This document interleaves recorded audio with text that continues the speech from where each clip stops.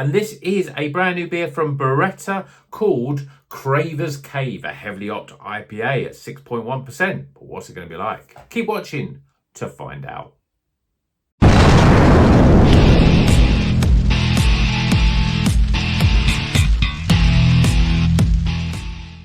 Welcome back to Rocker's Beer Review. Today we're going to Bereta Brewing Company. They are based in Romania.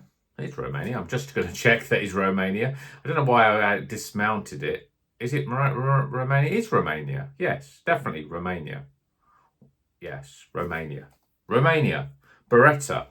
I think they're a great brewery. They make great beers. They've got a very distinct sort of mouthfeel in a lot of their beers. And this one, I picked this one up because it's got Citra and Sabro in it. And I haven't had something with Sabro in for a while. We've had a lot of these, the experimental hop, which is a bit like Sabro. So I thought, well, let's have the real McCoy. Let's have Sabro. So let's crack this open and see what it's all about. 6.1%.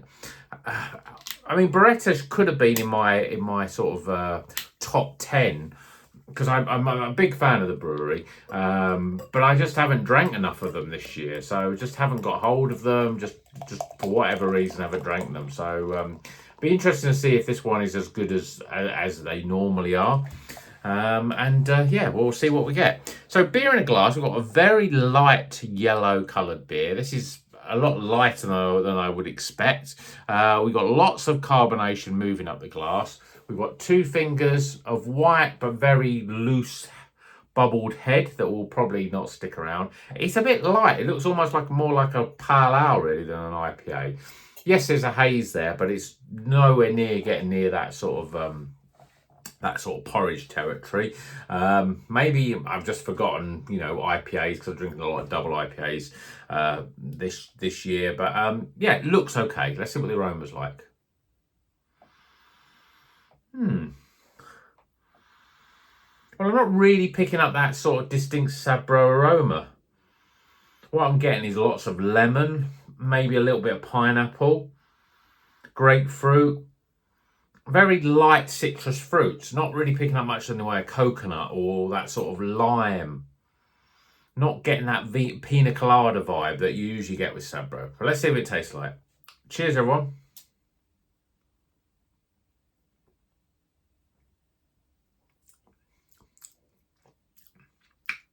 Yeah, okay.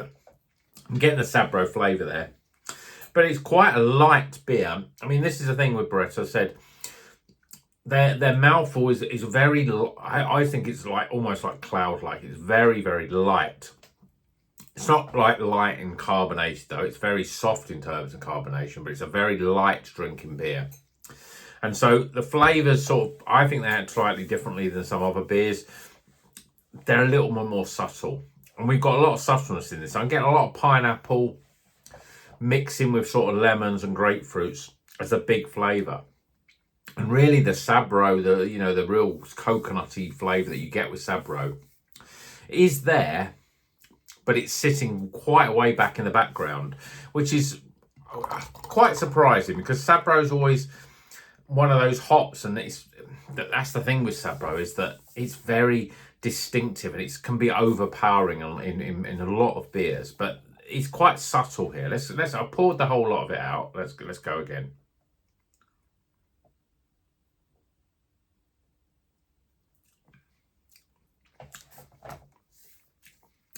Yeah, lots of pineapple and light lemons. Not even getting that strong hit of lime. And certainly when you get a lot of Sabro in some good beers, good IPAs I've had Sabro in, where it's very distinct, you're getting that full Sabro experience, the coconut, the lime, the pineapple, and that sort of creamy mint, which is quite different than you get with any other sort of hop. But a lot of that is missing here. There's pineapple. There's definitely a citrus, but I don't think it's as strong as lime. Definitely not getting the mint. And the coconut is very, very subtle. I mean, I recently had that track. Hopefully, I think I would have put that video out before this one, but it was only I had it a day or so ago. a Track Double IPA, which had additional coconut, and that was very coconutty because it had actual coconut in it. Where this is just, well,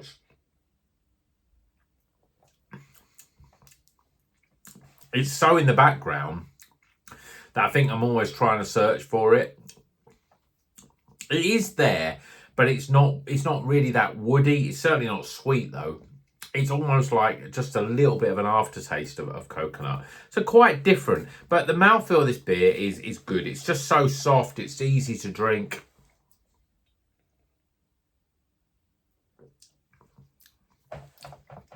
It's lacking a little bit of punch. I think that's the problem with it.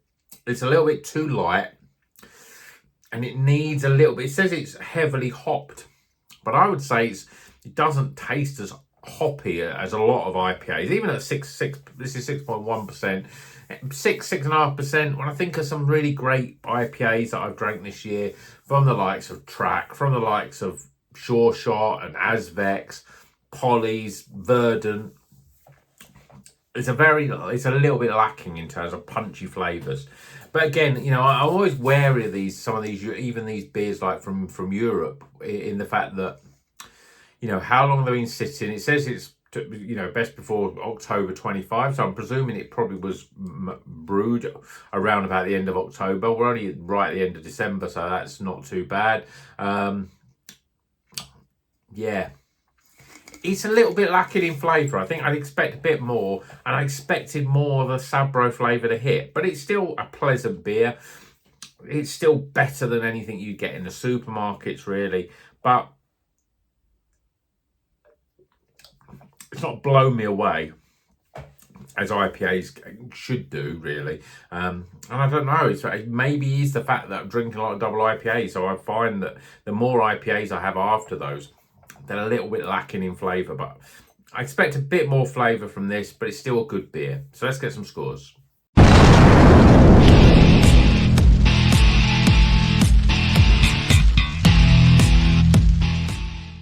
Okay, the scores are in for Bereta Brewing's Craver's Cave. I don't know what Craver's Cave's all about. It's quite a sort of, I don't know what you would call that, but it's a little bit macabre, the sort of artwork on there. It looks like it's sort of a mixture of bodies all sort of wrapped together. A little bit morbid and horror-esque. So I don't know whether Craver's Cave is something to do with something or other. I'm not a big horror fan, so I wouldn't know. And this has got Citra and Sabro in it. It's not bad, but the score's probably are not the greatest, really, for an IPA. Certainly recent IPA. So let's go through them, starting with aroma. Appearance. Flavour. A value for money, this was just over a £5. And finally, my overall experience. Yeah, tighten the scores up, we just get 74. So it's a recommended total score of 74. As I said, it's recommended. It's a good beer, but, you know, the aroma's not quite there. The appearance isn't quite there. The flavour's not quite there. It's an enjoyable beer, but, you know, and is it worth over a £5? No, I don't think it is, because I pay less than a £5 for a lot of Asvex beer. They're punchier, they're better flavour, they're better mouthfeel, they've got some decent aroma. Sometimes I'm just starting to feel that, you know, it's better to buy UK beers and buy them fresh, because they're just better, you know. I think they're just better quality. I think this one, it doesn't seem, I don't say it doesn't seem quite right, but it doesn't seem quite as fresh as you'd expect, you know. So, as I said, when you got the aroma a little bit off, the appearance a little bit off, the flavour a little bit off, it makes you think, you know, a couple more points, and even on all of those, you know, we would have been getting closer to the sort of highly recommended. And you think it's got the softness of body, which is great, but it's not enough flavour. And that's Sabro.